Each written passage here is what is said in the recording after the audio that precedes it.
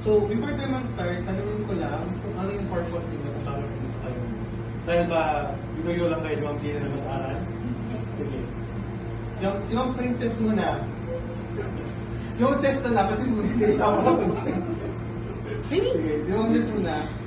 Punta yan dito.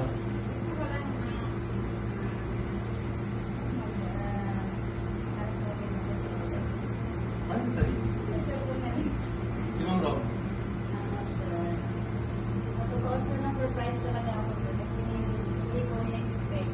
Kasi yung mama namin yung nag-offer sa akin na ganyan daw, para daw sa akin at sa pangawala na kami ng salon. Meron daw akong purpose na pupuntahan kung makaka-apply ng iba. Kaya nitrap ko na yung opportunity sir. Para sa akin, para din sa Kasi di ba? Actually, nung nalaman nung si Ma'am Gina din naman pumunta dito, nakikita yung employer dito.